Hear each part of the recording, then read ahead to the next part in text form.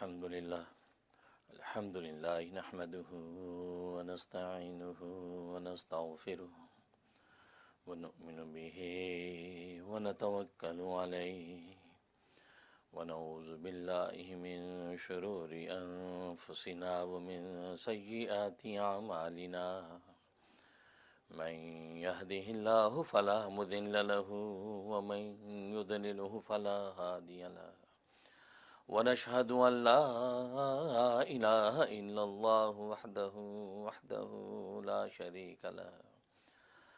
شريك له ولا نظير له ولا مثل له ولا مثال له ونشهد أن سيدنا وسندنا وشفيعنا وشفيع أمرنا وحبيبنا وحبيب ربنا ومولانا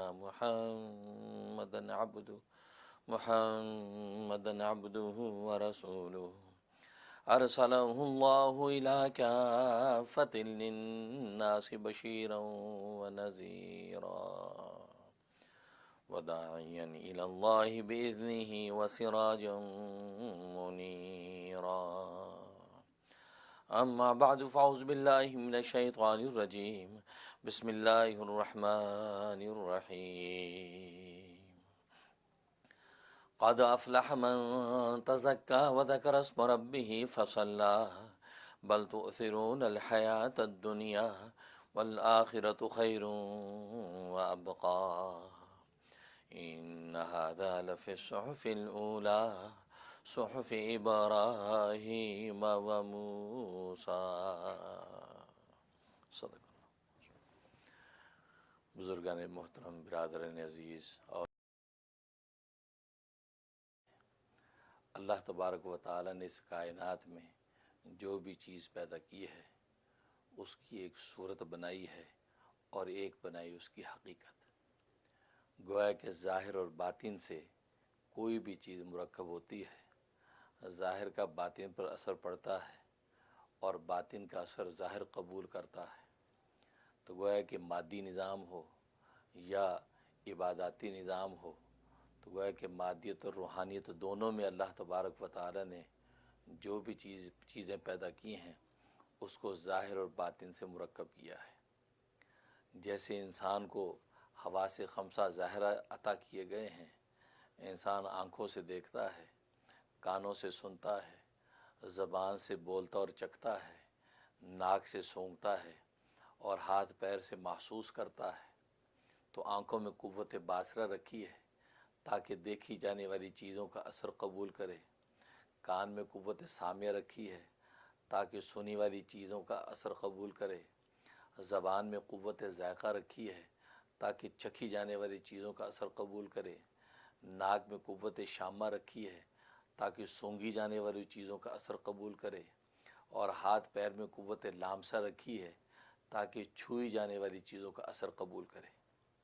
اور پھر عجیب بات یہ ہے کہ جب تک ظاہر کا اثر باطن کے اندر نہ اترے اس وقت تک اس ظاہر کا انسان لطف حاصل نہیں کر سکتا۔ اس کی مثال آپ یوں سمجھیں کہ اگر ظاہری فضا کے اندر خوشبوئیں پھیلی ہوئی ہیں اور بڑی خوبصورت اور لطیف خوشبو پھیلی ہوئی ہے، آپ اگر اپنی ناک کو بند کر لیں اس خوشبو کا اثر باطن کے اندر نہ اترے تو آپ اس خوشبو سے لطف اندوز نہیں ہو سکتے ہیں۔ اسی طریقے سے ظاہری ماحول کے اندر خوبصورت نظارے ہوں، خوبصورت مناظر ہوں، آبشاریں ہوں، لہلاتے کھیت اور باغات ہوں، آسمان و زمین کی وسعتیں ہوں، آپ اگر اپنی آنکھوں کو بند کر لیں، آنکھ کی ڈبیا کو آپ بند کر لیں تو ظاہر کے حسن و جمال کا اثر باطن میں نہیں اترے گا اور انسان ظاہری اس نظاروں کا لطف نہیں لے سکتا۔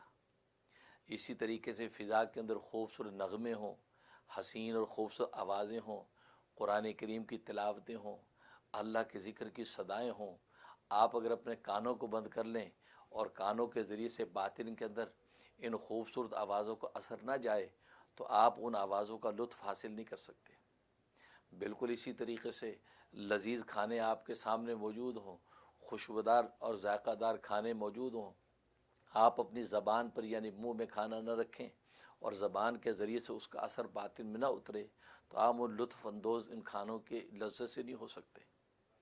اسی طریقے سے اگر انتہائی حسین اور ملائم چیزیں موجود ہیں ریشم کی نرمی موجود ہے، تو آپ اپنے ہاتھ اور قوت لامسہ کے ذریعے سے اس کو مس کر کے اس کا اثر باطن کے اندر نہ اتاریں تو آپ اس کی نرمی اور گرمی کا لطف نہیں اٹھا سکتے۔ تو گویا کہ دنیا میں جتنی بھی مادی چیزیں نظر آتی ہیں ان کا اثر جب تک باطن کے اندر نہ اترے تو آپ اس کا لطف نہیں اٹھا سکتے۔ بالکل اسی طریقے سے اللہ نے جو عبادات کا نظام بنایا ہے، عبادات کے نظام کی حقیقت بھی یہی ہے کہ ہر عبادت کی ایک ظاہری شکل و صورت ہے، ایک اس کی باطنی کیفیت ہے۔ نماز کی ایک ظاہری حیت قضائی ہے، آپ قیام میں کھڑے ہوتے ہیں، رکوع میں جھکتے ہیں، سجدے میں گرتے ہیں، تشہد میں بیٹھتے ہیں، یہ اس کی ظاہری شکل و صورت ہے۔ اسی طرح سے روزہ ہے، صبح سے شام تک آپ اللہ کے لیے بھوکے رہتے ہیں، پیاسے رہتے ہیں، خواہشات سے دور رہتے ہیں۔ اسی طریقے سے زکوٰۃ کی ایک حیت قضائی ہے، آپ جو اپنا مال جو غریبوں کے اندر تقسیم کرتے ہیں۔ حج کی ایک ظاہری صورت ہے کہ آپ جو ہے وہ احرام کی 2 چادریں لپیٹ کے عاشقوں کی طرح دیوانہ وار لبیک اللہم لبیک کے نعرے لگاتے ہوئے اللہ تبارک و تعالیٰ کے گھر کی طرف جاتے ہیں۔ تو یہ عبادات کی ظاہری شکل و صورت ہے، لیکن اس ظاہر کا اثر باطن کے اندر اگر نہ اترے اور روح کے اندر نہ اترے تو آپ نماز کی حقیقی لطف اور لذت کو حاصل نہیں کر سکتے، روزے کی حقیقی لطف اور لذت کو حاصل نہیں کر سکتے، زکوٰۃ کے حقیقی لطف اور لذت کو حاصل نہیں کر سکتے، زکوٰۃ کے حقیقی لطف اور لذت کو حاصل نہیں کر سکتے، کیونکہ جتنی عبادات ہیں، جتنے ذکر و اذکار ہیں، ان کا اثر جب تک باطن میں نہ اترے اس وقت تک آپ اس عبادت کا لطف اور لذت حاصل نہیں کر سکتے۔ چنانچہ آج اگر ایک شخص نماز پڑھتا ہے اور وہ یہ سمجھتا ہے کہ نماز میں مجھے مزہ نہیں آیا، زکوٰۃ دیتا ہے، زکوٰۃ دینے میں لطف نہیں آیا، روزہ رکھتا ہے لیکن روزہ رکھنے میں یار مزہ نہیں آیا، حج ادا کرتا ہے، حج کرنے میں یہ لطف نہیں آیا، اس کا مطلب یہ ہے کہ اس کے باطن کے اندر اس عبادت کا اثر نہیں گیا۔ کیوں کہ ہر عبادت کا ایک اثر ہے، جیسے کہ میں نے بتایا خوشبوئیں پھیلی ہوئی ہیں، آپ نے اگر ناک کو بند کر لیا، حسین مناظر موجود ہیں، آنکھ کی ڈبی آپ نے بند کر لی، خوبصورت آوازیں موجود ہیں، کان آپ نے بند کر لیے، تو اس ظاہر کا اثر جب تک باطن کے اندر نہیں اترے گا اس وقت تک آپ اس سے لطف اندوز نہیں ہو سکتے۔ بالکل اسی طریقے سے ظاہر میں آپ نے قیام کر لیا، ظاہر میں آپ رکوع میں جھک گئے، ظاہر میں آپ سجدے میں گر گئے، لیکن اس کا اثر باطن کے اندر جب تک آپ نے نہ اتارا اس وقت تک آپ اس عبادت کی حقیقت کو پہنچ ہی نہیں سکتے۔ ورنہ نماز کی حقیقت تو یہ ہے کہ خود سرکار دو عالم صلی اللہ علیہ وسلم فرماتے ہیں کہ مجھے دنیا کی 3 چیزیں محبوب کر دی گئی ہیں، اور فرمایا کہ قرۃ عینی جعلت فی الصلاۃ، فرمایا کہ میری آنکھوں کی جو لذت ہے، آنکھوں کی جو ٹھنڈک ہے، وہ اللہ تبارک و تعالی نے نماز میں بند کر دی ہے۔ اور ایک حدیث میں فرمایا کہ نماز میں بندہ اللہ کے اتنا قریب ہوتا ہے، اتنا قریب ہوتا ہے کہ جب سجدے میں گرتا ہے تو اس کا سر اللہ تبارک و تعالیٰ کے قدموں میں ہوتا ہے۔ جب اللہ کے قدموں میں آپ کا سر ہو، گویا کہ صلاۃ کے ذریعے سے، نماز کے ذریعے سے آپ کو وہ معراج روحانی حاصل ہو گئی ہو تو اس سجدے کے لطف کا کیا عالم ہوگا۔ لیکن آج اگر وہ لطف نہیں آتا تو اس کا مطلب یہ ہوا کہ اس کا اثر باطن میں اترا نہیں ہے، اس کی حقیقت باطن میں اتری نہیں ہے، اس لیے آج روزہ رکھ کے بھوکے پیاسے رہ کے اس بھوک اور پیاس پہ لطف نہیں آتا۔ ورنہ حضرت علی رضی اللہ تعالیٰ عنہ ارشاد فرماتے ہیں کہ مجھے دنیا کی چیزوں میں سے 3 چیزیں محبوب ہیں، اور ان میں سے ایک چیز یہ محبوب ہے کہ گرمی شدت کی ہو اور چلچلاتی دھوپ ہو، اس شدت کی گرمی میں اللہ تبارک و تعالیٰ کے رضا کے لیے روزے سے ہوں، میں بھوکا رہوں، میں پیاسا رہوں، خواہشات سے دور رہوں، چلچلاتی دھوپ اور سخت گرمی اور شدت کی گرمی میں اللہ کے لیے پیاسا پھرتا ہوں۔ فرمایا کہ مجھے اس کیفیت میں لذت آتی ہے۔ دیکھا ناظرین، لذت کی حقیقت اس وقت حاصل ہوگی کہ جب اس کا اثر باطن میں اترے گا، اور نماز کا اثر جب باطن میں اترتا ہے تو نماز اپنی لذت و لطف دکھاتی ہے۔ ظاہر ہے کہ نماز حقیقی معنی کے اعتبار سے اگر دیکھیں تو نماز ہی عبادت ہے، باقی جتنی عبادات ہیں وہ عبادات تو اللہ کے حکم سے عبادت بنی ہیں، ورنہ نماز کی حقیقت ہی عبادت ہے۔ اس لیے کہ عبادت کا معنی ہے تذلل، اپنے التعبد التذلل، اللہ کے لیے اپنے آپ کو ذلیل کرنا، اللہ کے لیے اپنے آپ کو جھکا دینا، اللہ کے لیے اپنے آپ کو مٹا دینا، اس کو عبادت کہتے ہیں۔ اور یہ تذلل کا مفہوم اور یہ ذلت اختیار کرنا اللہ کے لیے، یہ جو مفہوم ہے یہ صرف نماز کے اندر پایا جاتا ہے، یہ روزے میں نہیں ہے، یہ زکوٰۃ میں نہیں ہے، یہ حج میں نہیں ہے، اس لیے کہ روزے کے اندر تو استغنا ہے، روزے کے اندر تو استغنا ہے، آپ کھانے سے مستغنی ہیں، پینے سے بے پرواہ ہیں، خواہشات سے دور ہیں، یہ ایک طرح کا استغنا ہے، اور استغنا اللہ کا خلق ہے، یہ بندے کا خلق نہیں ہے۔ زکوٰۃ کے اندر عطا ہے، آپ غریبوں میں مال تقسیم کر رہے ہیں، جیسے اللہ غربا میں انسانوں میں اپنے مال تقسیم کرتے ہیں، آپ غریبوں میں مال تقسیم کر رہے ہیں، عطا ہے، اور عطا اللہ کا خلق ہے جو بندے میں ظاہر ہوتا ہے۔ اسی طریقے حج کے اندر بھی غنا ہے کہ انسان اپنے پہننے اوڑھنے سے جب وہ بالکل بے پرواہ مستغنی ہے، یہاں تک کہ جوتوں تک سے مستغنی ہے، یہاں تک کہ خوشبوؤں اور پرفیوموں سے مستغنی ہے، تو گویا کہ ایک غنا ایک طرح کے اس حج کی حالت میں پایا جاتا ہے۔ تو گویا کہ یہ تذلل نہیں، ہاں نماز کے اندر تذلل ہے کہ انسان سجدے میں جب گرتا ہے اپنا وہ اٹھا ہوا ماتھا اور وہ زمین پہ لگے ہوئے قدم ان دونوں کو برابر کر دیتا ہے۔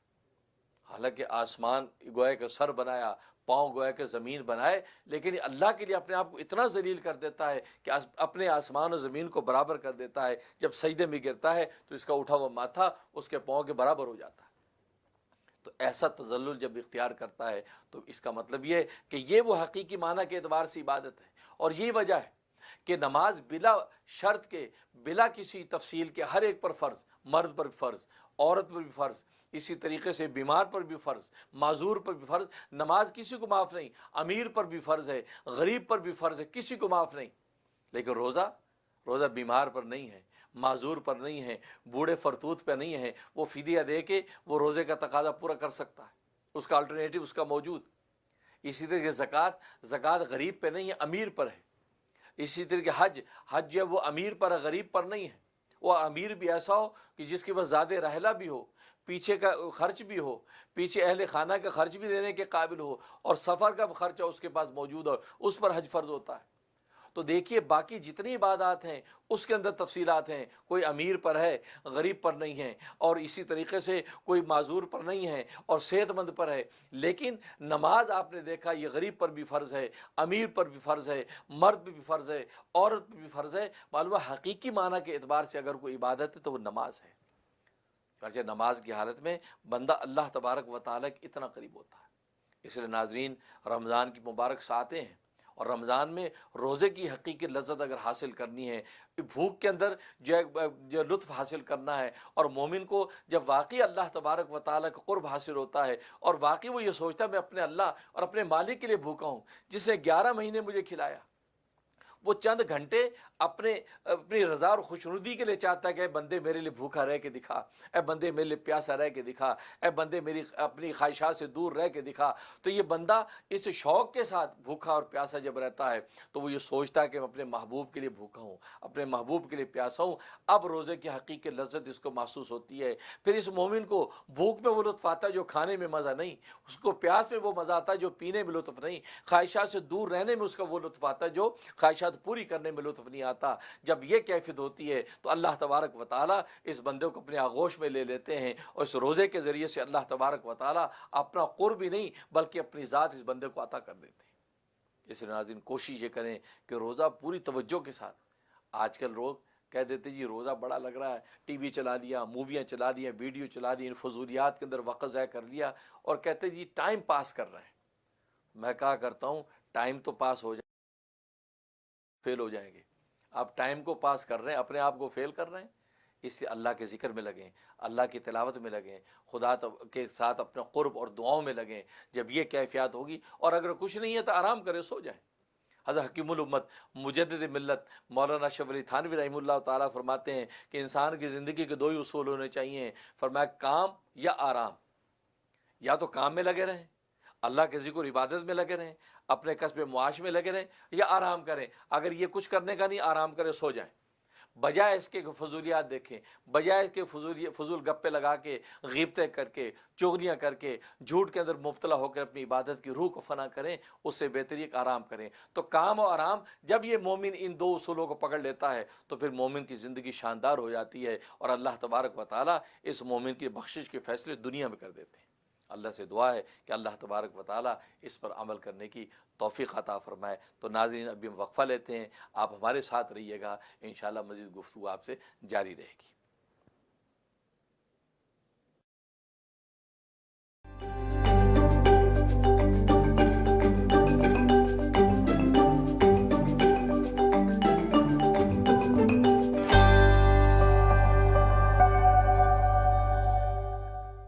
نبی کریم صلی اللہ علیہ وآلہ وسلم نے فرمایا، عورتوں کے ساتھ اچھا سلوک کیا کرو۔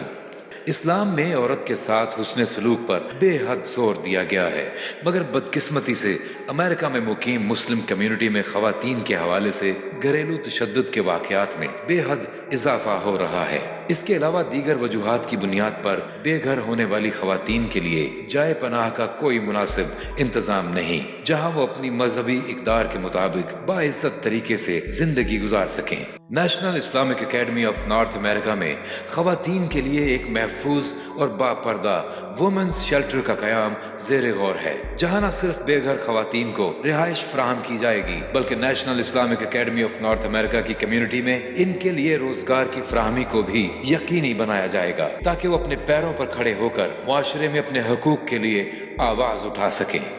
National Islamic Academy of North America میں ویمنز شیلٹر کے قیام کے لیے آپ کی امداد بے حد ضروری ہے، تاکہ اس نیک مقصد کو پائے تکمیل تک پہنچایا جا سکے۔ ڈونیشنز کے لیے کال کیجیے 855-886-6387 ایکسٹینشن 12 یا وزٹ کیجیے ہماری website www.nationalislamicacademy.com۔ National Islamic Academy, a project by doctor مفتی منیر احمد اخون۔ رسول کریم صلی اللہ علیہ وآلہ وسلم نے مذہب میں علم حاصل کرنے کی اہمیت اس قدر بیان کی ہے کہ اسے مومن کی کھوئی ہوئی میراث کہا گیا ہے۔ حدیث نبوی صلی اللہ علیہ وآلہ وسلم ہے کہ عابد پر عالم کو فضیلت ایسے ہی ہے جیسے 14ویں کے چاند کو تمام ستاروں پر۔ اسلام میں علم کی اسی اہمیت اور فضیلت کو مشعل راہ بنا کر نیشنل اسلامک اکیڈمی میں اسلامک ریسرچ کالج کی تعمیر کی جائے گی، جہاں اسلامی تعلیم کے ساتھ ساتھ جدید علوم کے مواقع فراہم کیے جائیں گے۔ Islamic research college of liberal arts آج کے دور میں مسلم نوجوانوں کے لیے ریسرچ، مباحثے اور مطالعے کی تمام تر سہولیات فراہم کرے گا، تاکہ نوجوانوں میں منطقی انداز میں سوچنے کی اہلیت پیدا ہو۔ یہاں اسلامیات، اسلام اور science, bio chemistry, communication, computers, medical technology, accounting, nursing, social work وغیرہ جیسے مضامین کی تعلیم ملک کے مایہ ناز اور قابل اساتذہ کے ذریعے دلائی جائے گی۔ اس کے علاوہ مستحق طلباء کے لیے خصوصی وظائف بھی فراہم کیے جائیں گے۔ یہ ادارہ اس ملک میں علم کی ترقی اور فروغ کی ایک عمدہ مثال قائم کرے گا اور آنے والی نسلیں اپنی مسلم اقدار پر فخر کریں گی۔ اس عظیم مقصد کو پائے تکمیل تک پہنچانے کے لیے آپ کی ڈونیشن کی ضرورت ہے۔ ڈونیشنز کے لیے کال کیجیے 855-886-6387 ایکسٹینشن 12 یا وزٹ کیجیے ہماری website www.nationalislamicacademy.com۔ National Islamic Academy, a project by doctor مفتی منیر احمد اخون۔ اسلام میں مسجد کی حیثیت ایک عبادت گاہ ہونے کے ساتھ ساتھ ایک کمیونٹی سینٹر کی بھی ہے۔ National Islamic Academy of North America کی کمیونٹی کا تاج خوبصورت اخون مسجد ہے، جو مقامی آبادی کے لیے عبادت گاہ ہونے کے ساتھ ساتھ قرآن و سنت کی تعلیمات کی ترویج کا مرکز بھی ہوگی۔ مسجد میں قرأت تجوید کی کلاسز کا خصوصی اہتمام ہوگا۔ اس کے علاوہ مسجد میں نکاح، جنازہ، عقیقہ اور دیگر تقریبات کے انعقاد کے لیے مکمل سہولیات موجود ہوں گی۔ یہ مسجد مقامی کمیونٹی میں ایک ایسا مرکز ہوگی جہاں دوست مل کر ایک دوسرے کے دکھ سکھ میں شریک ہوں اور خدا کی رضا حاصل کرنے کے لیے عبادت کے ساتھ ساتھ فلاح کے کاموں میں بھی حصہ لے سکیں۔ حدیث نبوی صلی اللہ علیہ وآلہ وسلم ہے، جس نے اللہ کی خوشنودی کے لیے مسجد بنائی، اللہ اس کے لیے اس جیسا گھر جنت میں بنائے گا۔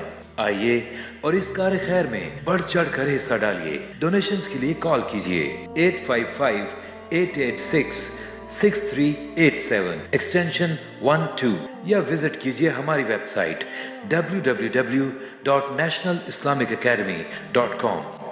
National Islamic Academy, a project by doctor مفتی منیر احمد اخون۔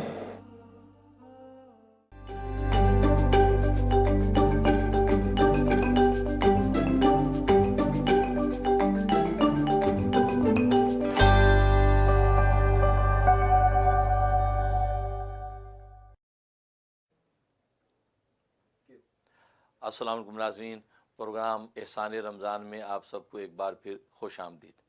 ناظرین، بات چل رہی تھی کہ اللہ تبارک و تعالیٰ نے عبادت میں جو لذت و لطف رکھا ہے وہ اس وقت تک بندے کو حاصل نہیں ہوتا جب تک کہ باطن میں اس کا اثر ظاہر نہ ہو، اور حقیقت ہے کہ جن اولیاء کاملین نے اس پر محنتیں کی ہیں اور اللہ کا قرب حاصل کیا ہے اور اللہ کے ذکر کی حقیقت کو پایا ہے، واقعی وہ جب ایک سجدہ کرتے ہیں تو ان کو لطف وہی آتا ہے کہ جیسے کہ اللہ تبارک و تعالیٰ کے قدموں میں ان کا سر ہے۔ چنانچہ ہندوستان کے بہت بڑے بزرگ گزرے ہیں، بڑے ولی کامل، مولانا فضل الرحمان گنج مراد آبادی رحمۃ اللہ علیہ، بڑے صاحب کشف بزرگ تھے۔ ان کے بارے میں آتا ہے، وہ اپنے خاص سہارنپوری لہجے میں فرماتے ہیں کہ جب میں سجدہ کروں ہوں یوں لگے ہے جیسے اللہ میاں نے پیار لے لیا۔ جب میں سجدہ کروں ہوں یوں لگے ہے جیسے اللہ میاں نے پیار لے لیا۔ اور واقعی جب انسان سجدہ کرتا ہے، اور حدیث پہ فرمایا کہ اس کا سر اللہ کے قدموں میں ہوتا ہے، اور محبوب کے قدموں میں سر ہو عاشق کا، تو آپ اندازہ لگا سکتے ہیں کہ اس عاشق کی کیفیت کا کیا عالم ہوگا۔ واقعی اہل دل اسی کیفیت کو سمجھتے ہیں۔ آج آپ کا معصوم بچہ یا آپ کا محبوب اور پیارا ہے، وہ اپنا پاؤں ننھا پاؤں آپ کے منہ پہ رکھ دے تو آپ کو مزہ آنے لگتا ہے۔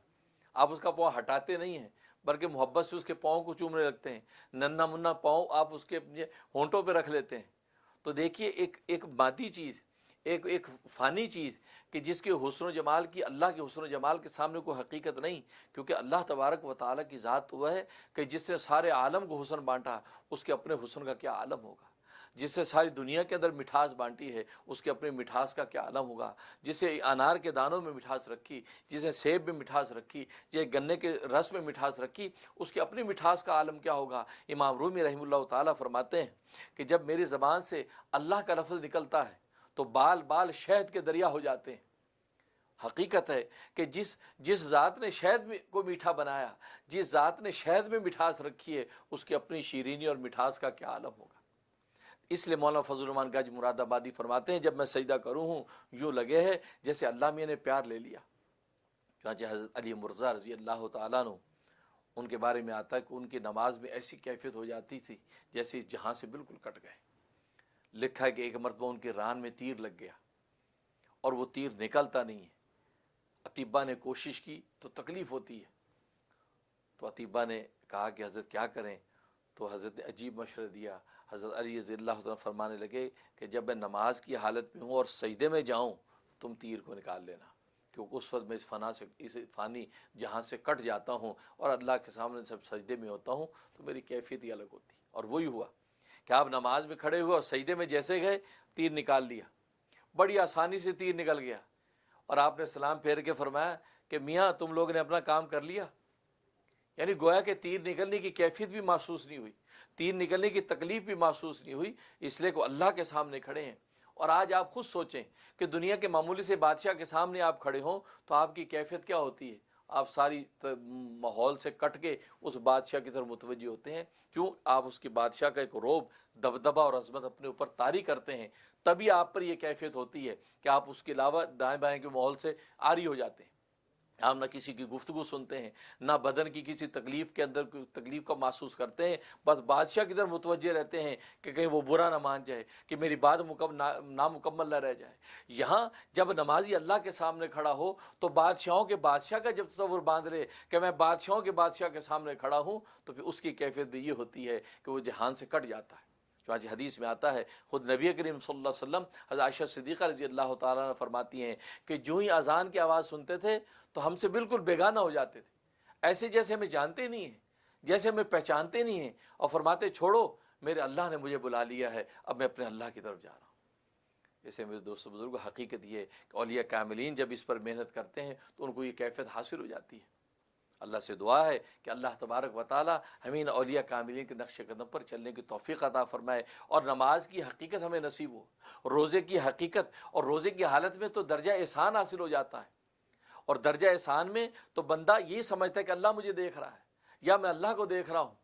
اس پر مجھے واقعہ یاد آیا کہ ایک بزرگ اپنے ایک مرید سے بہت محبت کرتے تھے، اور وہ مرید ان کے بڑے خاص ہونہار مرید تھے۔ تو ظاہر ہے کہ جیسے دنیا کے نظام ہے تو حسد اور جلن پیدا ہونے لگتی باقی لوگوں کو کہ بھئی یہ پیر صاحب کا، یہ حضرت کا بڑا منظور نظر ہے، تو باتیں بناتے تھے لوگ کہ بھئی حضرت پتہ نہیں کیوں اتنی اہمیت دیتے ہیں، اس میں کون سی خاص بات ہے۔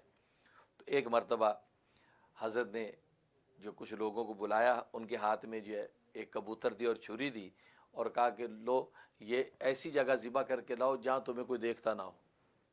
ایک کو دے دیا، دو کو دے دیا، تیسرے، جو جو لوگ باتیں کرتے تھے، خود اس مرید کو بھی دیا کہ یہ کبوتر لے جاؤ اور ایسی جگہ ذبح کر کے لاؤ جو تمہیں کوئی دیکھتا نہ ہو۔ لوگ چلے گئے۔ اب تھوڑی دیر کے بعد ایک آیا، ذبح کیا ہوا کبوتر پیش کر دیا، دوسرا آیا، اس نے پیش کر دیا، تیسرا اس نے پیش کر دیا، چوتھا اس نے پیش کر دیا، لیکن وہ جو مرید تھا وہ ابھی تک نہیں آیا۔ اب سب بڑے خوش ہو رہے ہیں کہ دیکھو وہ نہیں آیا وقت پہ، اب حضرت والا ناراض ہوں گے، اب اس کو ڈانٹیں گے، کتنا نالائق اور لیزی آدمی تو اب تک آیا نہیں۔ اب تھوڑی دیر کے بعد جب آیا تو چھری اور کبوتر اسی طرح زندہ سلامت لے کے آ گیا۔ اب یہ سارے جو حاسدین سے ہنسنے لگے کہ دیکھو یہ کیسی نالائقی کی ہے، آج ڈانٹ پڑے گی۔ حضرت فرمایا تم نے ذبح کیوں نہیں کیا؟ کہا کہ حضرت کوئی جگہ ہی ایسی نہیں ملی جہاں کوئی مجھے دیکھتا نہ ہو۔ انہوں نے کہا عجیب آدمی ہو۔ لوگوں سے پوچھا ابھی تم نے کہاں ذبح کیا؟ کہا جی میں تو وہ جھاڑیوں کے اندر بیٹھ گیا تو کوئی بھی دیکھ رہا تھا، میں ذبح کر کے لایا۔ تم نے کہاں ذبح کیا؟ کہا جی ایک ٹوٹی ہوئی دیوار تھی، اس کھنڈر کی دیوار کے اوٹ میں بیٹھ کے کوئی نہیں دیکھتا، ذبح کر لیا۔ تم نے کہاں ذبح کیا؟ کہا جی میں تو فلاں جگہ چلا گیا، وہاں ساحل کے اوپر کوئی بھی نہیں تھا، وہاں ذبح کیا۔ سب نے اپنی اپنی ایکسکیوز پیش کی۔ اس کو کہا تم نے کیوں نہیں ذبح کیا؟ تمہیں کوئی ایسی جگہ نہیں ملی؟ کہا کہ میں جھاڑی میں بھی گیا تھا، وہاں بھی مجھے کوئی دیکھتا تھا، میں دیوار کی اوٹ میں بھی گیا تھا، وہاں بھی مجھے کوئی دیکھتا تھا، میں اس ساحل سمندر پر بھی گیا تھا، وہاں بھی مجھے کوئی دیکھتا تھا۔ کہا کہ کون تجھے دیکھتا تھا؟ کہا کہ میرا اللہ مجھے دیکھتا تھا، میرا اللہ مجھے دیکھتا تھا، لہٰذا کوئی جگہ ہی حضرت مجھے ایسی نہیں ملی کہ جہاں مجھے کوئی دیکھتا نہ ہو، لہٰذا میں اس لیے اس کو واپس لے آیا کیونکہ آپ کے حکم کی تعمیل نہیں ہو سکے گی۔ اس پر جی حضرت فرمایا دیکھا یہ وہ خوبی اور صلاحیت اس کے اندر ہے، یہ وہ درجہ احسان اس کو حاصل ہے، یہ وہ اس کے اندر حقیقت اس کو حاصل ہے کہ اس وجہ سے میں اس سے محبت کرتا ہوں، اس وجہ سے میں اس پر توجہ کرتا ہوں، اس لیے یہ میرا منظور نظر ہے۔ کیوں؟ اس لیے کہ اس کو درجہ احسان حاصل ہے، دھیان حاصل ہے۔ اور روزے کی حالت میں ناظرین انسان کو جو درجہ احسان حاصل ہو جاتا ہے، انسان جو ہے وہ اللہ تبارک و تعالیٰ کے دھیان کرتا ہے، تنہائی کے اندر بھی کھاتا نہیں ہے، تنہائی میں بھی پیتا نہیں ہے، اور تمام کے تمام ماحول سے بالکل عاری ہو کے، یہ نہیں کہ چار دیواری ہے کوئی دیکھنے والے میں پانی پی لوں، میں کھانا کھا لوں، خواہشات میاں بیوی آپس میں سمجھوتا کر کے، آپس میں انڈرسٹینڈنگ کر کے پوری کر لیں، نہیں، وہ دھیان کہ میرا اللہ مجھے دیکھ رہا ہے، کل روز قیامت میں اللہ تبارک و تعالیٰ کو کیا جواب دیں گے۔ اس لیے ناظرین اس روزے کی حالت میں درجہ احسان اپنے اندر پیدا کریں، اور یہ آٹومیٹکلی اللہ پیدا کر دیتے ہیں، اور پھر باقی پورے مہینوں کے اندر جب یہ درجہ احسان انسان کو رہتا ہے تو اس کا ایک ایک قول وہ تول کر بولتا ہے، ایک ایک قدم وہ سوچ کر اٹھاتا ہے، ایک ایک فکر اور سوچ پر وہ پہل لگا دیتا ہے، پھر وہ سوچتا ہے کہ ایک ذات ایسی ہے جو میری آنکھوں کو دیکھ رہی ہے، جو میرے کانوں کو سن رہی ہے، جو میری زبان پر اس کا پہرا ہے، ایک ایک چیز، لہٰذا جنگل میں ہوگا یا خلوت اور تنہائیوں میں ہوگا یا جلوت اور مجلس میں ہوگا، ہر جگہ وہ اللہ کا جب دھیان کرے گا تو پھر اللہ تبارک و تعالیٰ کی رضا کے خلاف کچھ نہیں کرے گا، اور یہی مومن کی شان ہے۔ اللہ سے دعا ہے کہ اللہ تبارک و تعالیٰ ایسا دھیان اور درجہ احسان میں عطا فرمائے۔ ناظرین اب ہم وقفہ لیں گے اور وقفے کے بعد حاضر ہوں گے، آپ کی کالز لیں گے اور آپ کے سوالات کے جوابات انشاءاللہ قرآن و سنت کی روشنی میں پیش کریں گے۔ آپ ہمارے ساتھ رہیے گا۔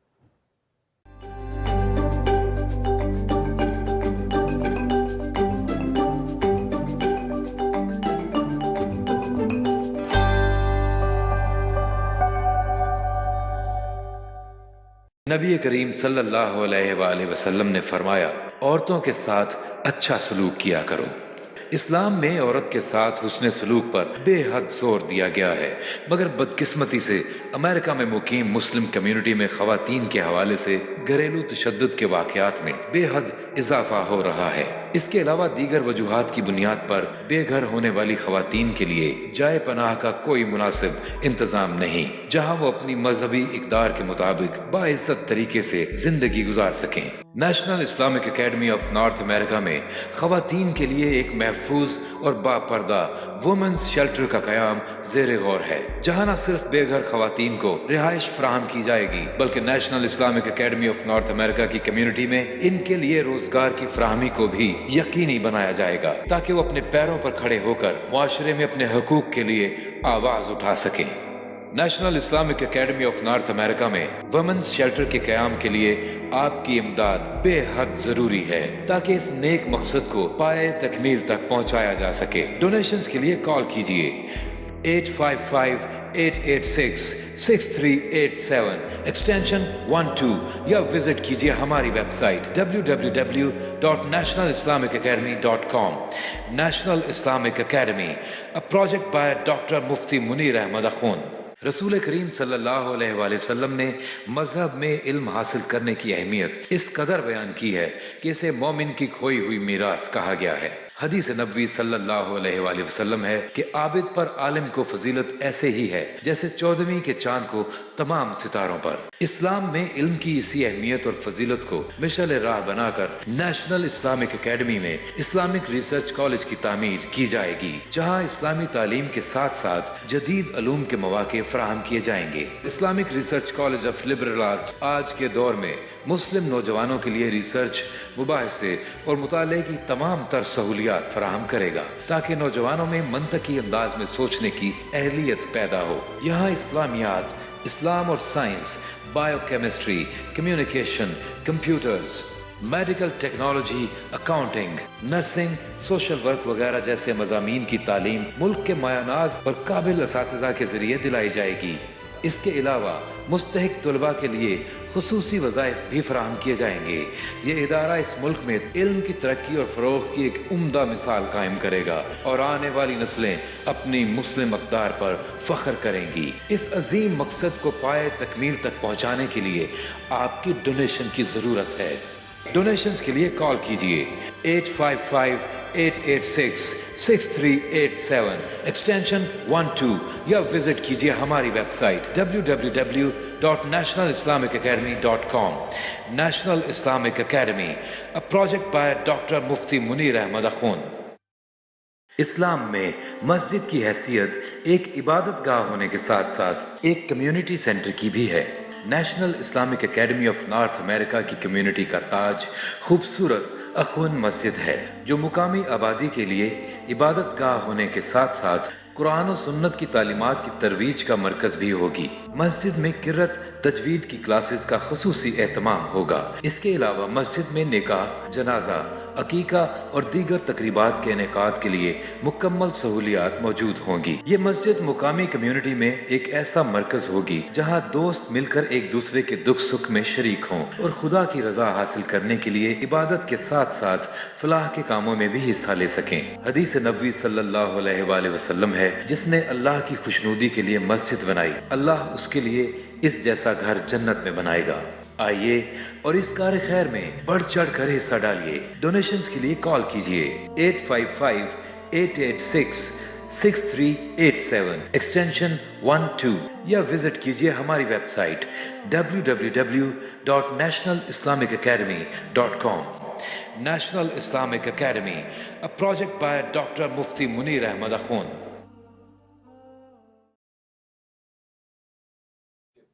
अस्सलाम वालेकुम नाज़रीन, प्रोग्राम एहसान रमज़ान में आप सबको एक बार फिर खुश आमदीद। नाज़रीन, कॉल्स का सिलसिला शुरू करते हैं। देखते हैं कि पहले खुश नसीब कौन है। जी असद साहब, अस्सलाम वालेकुम। वालेकुम सलाम। आपने जो सिलसिला शुरू किया है ये बहुत ही अच्छा है, रहम टीवी के नाम से। और मुझे आपसे एक सवाल पूछना था, आप मेरी रहनुमाई करें। जी जी। ये जो रमज़ान में जो 27 शब कदर को लोग मतलब करते हैं, तो मस्जिदों में जो होती है वो कहीं 25 को करते हैं, कहीं 29 को करते हैं और कहीं और लोग कहते हैं कि ये बिदअत है 27 को करना। तो इस बारे में हमारी जरा रहनुमाई करेंगे, क्या सही है, किस डेट को होनी चाहिए ये असल, और क्या बिदअत है और क्या बिदअत नहीं है। शुक्रिया, बहुत बहुत शुक्रिया। माशाल्लाह, बहुत अच्छा आपने सवाल किया। सबसे पहले आपने जो मुबारकबाद दी है, हम भी खैर मुबारकबाद कहते हैं। ज़ाहिर है कि प्रोग्राम आप ही लोगों के लिए शुरू किया है और अल्लाह से दुआ है कि अल्लाह तबारक व तआला ये पूरे इल्म के साथ, इखलास के साथ इसको पेश करने की तौफीक अता फरमाए। जहाँ तक सवाल का ताल्लुक़ है, तो ये बात याद रखें, एक तबका ऐसा पैदा हो गया जिसको बिदअत का फ़ोबिया हो गया है। वो हर चीज़ ही उसको बिदअत नज़र आती है। भाई बात याद रखें कि नबी करीम सल्लल्लाहु अलैहि वसल्लम ने ख़ुद ख़त्म कुरान, ख़त्म तरावी 27 को किया। आपने 3 दिन तरावी पढ़ी है, 23 की रात और 25 की रात और 27 की रात। तो 27 आपकी अपनी तरावी का आखिरी दिन था। اس کے بعد آپ نے باجماعت تراویح نہیں کی بلکہ اپنے حجرے میں چلے گئے. تو بتائیے نبی پاک صلی اللہ علیہ وسلم سے 27 آخری تراویح ثابت ہو رہی ہے. اگر 27 کو ختم قرآن لوگ کرتے ہیں، اور غالباً آپ ختم قرآن ہی کے بارے میں پوچھنا چاہ رہی ہیں، تو ختم قرآن 27 کو کرتے ہیں، وہ تو نبی پاک صلی اللہ علیہ وسلم کی عین سنت کے مطابق ہے. آپ کا اپنا عمل جو ہے 27 کا ہے. اور باقی یہ کہنا کہ نہیں 25 کو آپ کر سکتے ہیں، آپ 23 کو بھی کر سکتے ہیں، تو آپ کسی بھی طاق رات میں کر سکتے ہیں ختم قرآن، وہ مذائقہ نہیں ہے. آپ لیکن یہ کہہ کے کرنا کہ 27 کو چونکہ بدعت ہے لہذا ہم 28 کو کر رہے ہیں، یہ لا علمی اور ناواقفیت ہے، یہ بدعت کا فوبیا ہے. بلکہ میں تو کہا کرتا ہوں کہ نبی پاک صلی اللہ علیہ وسلم کی آخری تراویح کس ڈیٹ کو تھی آپ یہ پوچھیں، تو ظاہر ہے کہ وہ 27 کی رات تھی. اور 27 کی رات کے بارے میں قرآن کی اشارے بھی موجود ہیں اور احادیث کے اندر بھی واقعات موجود ہیں کہ لیلۃ القدر جو ہے وہ مشہور اقوال کے مطابق وہ 27 کی رات ہے. اس وجہ سے بھی لوگ اس مبارک رات میں ختم قرآن کرتے ہیں، تو اس کا بدعت ہونے کا کوئی شائبہ نہیں ہے، یہ ناواقفیت اور نادانی کی بات ہے. جی نیکسٹ. ہاں جی السلام علیکم. وعلیکم السلام. میں ہیوسٹن سے بول رہی ہوں، آپ کی جی مرید ہوں. آپ کو بہت بہت مبارک دینی خیر تھی مبارک. یہ جو آپ نے نیا چینل شروع کر رہے ہیں. آپ کے پروگرام سے تو پہلے ہی ساری دنیا بہت مستفید ہو رہی ہے، اس سے اور دنیا کا بھلا ہوگا. آمین. تو مجھے ایک دو سوال پوچھنے کہ ایک تو رمضان میں کبھی بھول کے کھانا کھا لو تو روزہ کیا اس سے ٹوٹ جاتا ہے؟ اور دوسرا مجھے سوال پوچھنا تھا حضرت جی کہ یہ جو لکھا ہوتا ہے جو ہم نماز کے وہ اوقات کا کیلنڈر لاتے ہیں مسجد سے نا، اس میں جو سن رائز کا ٹائم لکھا ہوتا ہے اس سے کتنے منٹ پہلے تک ہم جو ہے فجر پڑھ سکتے ہیں؟ جی تو بہت بہت شکریہ آپ کا. جی السلام علیکم. ماشاء اللہ بہت اچھے سوال کیے آپ نے، اللہ آپ کو برکت دے. تو جہاں تک جو وہ پہلے سوال کا تعلق ہے، تو روزے کی حالت میں بھولے سے اگر کھا لیا پی لیا تو اس سے روزہ فاسد نہیں ہوتا، بلکہ لکھا ہے کہ اگر بوڑھا آدمی روزے کی حالت میں اور وہ کھا رہا ہو تو اس کو یاد بھی نہ دلائیں، کیونکہ بوڑھا ہے بیچارہ، وہ بھوک سے کھا رہا ہے، کمزور ہے، تو اس کو اللہ کھلا رہا ہے، آپ کو پریشان نہیں ہونا چاہیے، اس کو کھانے دیں. لیکن اگر جوان آدمی بھولے سے کھا رہا ہے تو اس لیے مسئلہ لکھا اس کو یاد دلا دے کہ بھئی آپ کا روزہ تو نہیں ہے، تو ہو میرا روزہ ہے، تو وہ کھانا روک دے. لیکن بھولے سے کھانے سے پینے سے تو روزہ فاسد نہیں ہوتا، روزہ بالکل باقی اور قائم رہتا ہے. اور جو دوسرا سوال کیا ہے اس میں یہ کہ آپ سن رائز کی جو ٹائمنگ لکھی ہوئی ہیں اس وقت سے جو ہے آپ کا جو ہے وہ نماز پڑھنا منع ہے. اس سے پہلے 2 منٹ پہلے بھی اگر آپ کی نماز 2 منٹ میں ختم ہو سکتی ہے صرف فرائض و واجبات پوری کر کے، آپ 2 منٹ پہلے بھی پڑھ سکتے ہیں، تو اس میں کوئی مذاکرہ نہیں. جو ٹائمنگ لکھی ہوئی ہے اس وقت سے سٹارٹ ہوتا ہے، اس وقت سے آپ جو ہے وہ تقریباً 5-6 منٹ تک آپ نماز نہ پڑھیں، کیونکہ وہ طلوع شمس کا مکروہ وقت ہے. اس کے بعد آپ پڑھیں گے تو قضا ہوگی، لیکن اس سے پہلے ادا کرنی ہے تو 2 منٹ سے بھی پہلے 2 منٹ میں بھی آپ ادا کر سکتے ہیں، اس میں کوئی مذاکرہ نہیں ہے. جی نیکسٹ. السلام علیکم مفتی صاحب. وعلیکم السلام. میں آپ کا مرید عاطف نیو یارک سے بات کر رہا ہوں. جی اچھا ماشاء آپ کو اللہ رمضان مبارک. خیر آپ نے مبارک. جو نیا پروگرام شروع کیا ہے بہت اچھا ہے، اللہ تعالیٰ آپ کو اس کا اجر دے. اس آمین سے ہماری اور ہمارے بچوں کی بہت رہنمائی ہوتی ہے. ماشاء میرا آپ سے ایک سوال ہے. جی بہت سے بہن بھائیوں کو قرآن پاک پڑھنا نہیں آتا، آپ کوئی ذکر بتا دیں جو اسپیشل رمضان میں پڑھتے رہیں. حضرت صاحب آپ کا بہت شکریہ، آپ کا سایہ ہم پہ سلامت رہے. آمین. آمین. ماشاء اللہ آپ نے تو بہت ہی جو ہے وہ زبردست سوال کیا ہے، بہت عمدہ سوال کیا، اور واقعی بہت لوگوں کی ضرورت ہے کہ قرآن کریم پڑھنا آتا نہیں ہے. تو پہلی بات تو یہ کہ ان کو قرآن کریم پڑھنا سیکھنا چاہیے. اللہ کا کلام ہے اور اللہ کے پاس جانا ہے، اور اللہ کل کو پوچھے یار تم نے میرا کلام ہی نہیں سیکھا. آج انگریزی سیکھتے ہیں، فرینچ سیکھتے ہیں، اور جناب کیا کون سی زبانوں پہ جناب پریکٹسیں ہو رہی ہیں، لیکن اللہ کے کلام پہ کوئی پڑھانے والے قاری حافظ بھی جگہ جگہ موجود ہیں. تو سب سے پہلی کوشش تو یہ کہ قرآن کریم سیکھیں. اور دوسری بات یہ ہے کہ اگر نہیں پڑھا ہوا، بوڑھے ہو گئے ہیں، بوڑھے فرتوت ہیں، پڑھنے کی عمر بھی نہیں ہے، زبان بھی موٹی ہو گئی، عقل بھی کام نہیں کرتی، تو اس پر مجھے واقعہ یاد آیا کہ ایک بڑے میاں بوڑھے تھے اور وہ قرآن کریم ان کو پڑھنا نہیں آتا تھا. تو وہ روزانہ قرآن کریم کی ایک ایک آیت پہ انگلی پھیرتے تھے اور کہتے اللہ میں اے بھی حق ہے، اللہ میں اے بھی حق ہے، اللہ میں اے بھی حق ہے. تو وہ بسم اللہ الرحمن الرحیم پڑھتے رہتے تھے، ایک جو انگلی پھیرتے رہتے تھے. تو کہتے ہیں جب ان کا انتقال ہوا تو اللہ تبارک و تعالیٰ ان کی بخشش کر دی. تو وقت کے ولی نے خواب میں ان کو دیکھا کہ بھی تمہارا کیا ماجرا ہوا. کہا کہ اللہ تبارک و تعالیٰ کے سامنے جب پیشی ہوئی تو اللہ تبارک و تعالیٰ کو میری یہ ادا پسند آ گئی کہ تجھے قرآن پڑھنا آتا نہیں تھا لیکن ایک ایک آیت پہ شہادت انگلی پھیر کے اللہ کی گواہی دے رہا ہے اللہ میں اے بھی حق ہے، اللہ میں اے بھی حق ہے. تو کم از کم اتنا کرے قرآن کھول کے روزانہ اس کو یہی کام کر لیں. قرآن دیکھنے کا ثواب ہوتا ہے کیونکہ پڑھنے جب دیکھ کے پڑھیں گے تو آپ قرآن کریم کو دیکھ رہے اس کا بھی اجر ہوتا ہے. تو قرآن کھولیں اور وہ انگلی پھیرتے جائیں، کہو جی اللہ میں یہ بھی حق ہے، تو یوں کر کے قرآن ختم کرتے رہیں. اور تیسری بات یہ ہے کہ سب سے افضل ذکر لا الہ الا اللہ محمد رسول اللہ صلی اللہ علیہ وسلم کا ہے. یہ کلمہ جو ہے وہ کثرت سے پڑھیں، کم سے کم جو ہے وہ صبح شام 500 دفعہ جو ہے یہ کلمہ ضرور پڑھیں. اگر 2000 مرتبہ یہ کلمہ روز پڑھ لیں تو دی بیسٹ. لا الہ الا اللہ محمد رسول اللہ صلی اللہ علیہ وسلم، تو درود شریف بھی ساتھ ہو جائے گا. یہ کلمہ کثرت سے پڑھیں، اس سے بہتر اور کوئی کلمہ نہیں ہے. باقی سب کلمے اس سے نیچے ہیں کیونکہ حدیث میں آتا ہے افضل ذکر لا الہ الا اللہ، سب سے افضل ذکر لا الہ الا اللہ ہے. اس کا اہتمام کریں، انشاءاللہ قرآن کریم کا الٹرنیٹیو کسی بھی درجے میں پورا ہو جائے گا. اللہ سے دعا ہے کہ اللہ تبارک و تعالی جو ہے عمل کرنے کی توفیق عطا فرمائے. اور حقیقت یہ جیسے میں نے عرض کیا کہ یہ تو بادشاہوں کے بادشاہ کا کلام ہے. جب بادشاہوں کے بادشاہ کا کلام آپ پڑھیں گے، اور قرآن کریم پڑھنا تو اللہ سے باتیں کرنا ہے، اور آپ اللہ سے باتیں کرنا چاہیں تو جلدی سے آپ قرآن اٹھائیے اور تلاوت شروع کر دیجیے. اس لیے قرآن کریم سیکھیں. اور آج کل تو یہ میڈیا کا دور ہے، الیکٹرانک میڈیا ہے، جگہ جگہ قرآن کریم سننے کو بھی ملتا ہے اور یہ پڑھنے کو بھی ملتا ہے، سیکھنے کو بھی ملتا ہے. اس لیے قرآن کریم سیکھنے کی کوشش کریں. اور رمضان کا مہینہ تو ہے ہی قرآن کا مہینہ. اللہ تبارک و تعالی قرآن کے حقیقی جو ہے وہ ایک تعلق اور شغف عطا فرمائے اور تلاوت کا نور ہمیں نصیب ہو. تو ناظرین، وقت ختم ہوا چاہتا ہے، اگلے وقت کے لیے ہمیں اجازت دیجیے. آپ کے بھی کوئی سوالات رہ گئے ہوں، آپ ای میل جو ہے ہماری جو ہے اسکرین پہ جو آ رہی ہے اس ای میل کے ذریعے سے بھی پوچھ سکتے ہیں، اور ہم سے آپ جو ہے پروگرام میں سوال بھی کر سکتے ہیں. قرآن سنت کی روشنی میں انشاءاللہ اس کا ہم جواب دیں گے. اللہ تبارک و تعالی آپ سب کو سلامت رکھے. اجازت دیجیے. السلام علیکم ورحمۃ اللہ.